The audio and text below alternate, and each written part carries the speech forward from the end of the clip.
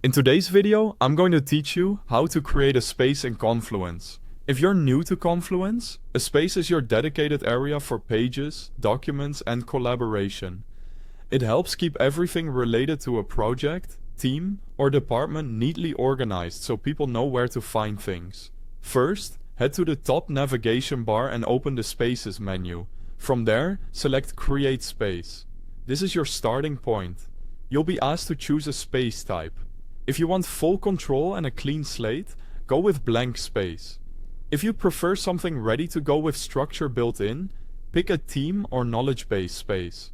Those options come with helpful page templates and a layout that's already designed for common use cases. By the way, if you don't already have access to Confluence, I've placed the official website link right at the top of the description so you can get to the platform quickly. Next, enter your space details. Give your space a clear, descriptive name so people instantly understand its purpose. Then, set the space key. This is a short, unique identifier used in the URL. It can't include spaces or special characters, and shorter is often better for easy sharing. For example, you might use an acronym for your project or team name. Now set permissions. Decide who can view the space and who can edit it. You can keep it private to yourself, open it up to everyone in your organization, or limit editing to a smaller group while leaving viewing open more broadly. If you're looking for a private workspace that's all about your notes and drafts, consider choosing a personal space in the menu instead.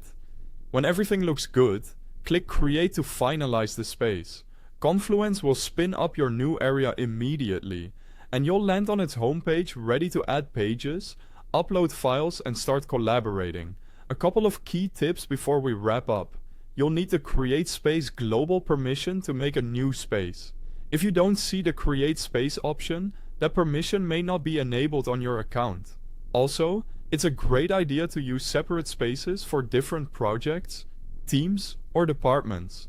That keeps content tidy and makes it easier for people to discover what they need without wading through unrelated pages.